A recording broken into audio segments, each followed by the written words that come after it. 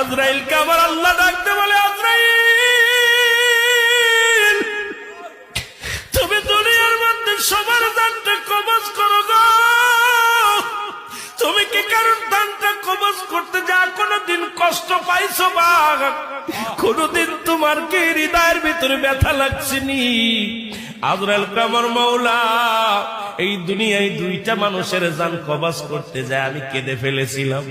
আজকে আমি দুনিয়ার মধ্যে কত মায়ের বুক খালি করলাম, কত সন্তান দুনিয়া থেকে বিদায় হয়ে গেল, কত মুরব্বী বিদায় হয়ে গেল, কত ভাই বিদেশে টাকা ইনকাম করার জন্য চলে গেছি, কবিন হয়ে চলে আসছে রে মুসলমান।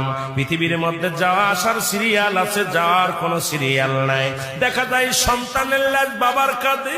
আজকে এখানে যারা বসে আছেন অনেকেই বাবা মায়ের লাশটা কাঁধে নিচ্ছেন।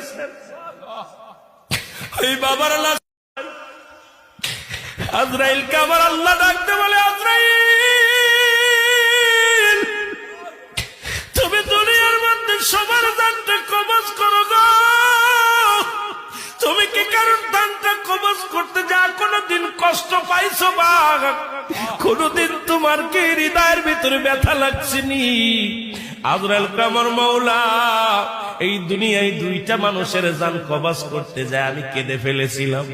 আজকে আমি দুনিয়ার মধ্যে কত মায়ের বুক খালি করলাম, কত সন্তান দুনিয়া থেকে বিদায় হয়ে গেল, কত মুরব্বী বিদায় হয়ে গেল, কত ভাই বিদেশে টাকা ইনকাম করার জন্য চলে গেছি, কবিন হয়ে চলে আসছে রে মুসলমান।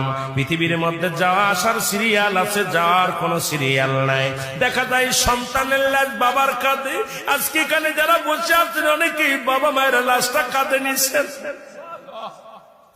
ওই বাবার লাশ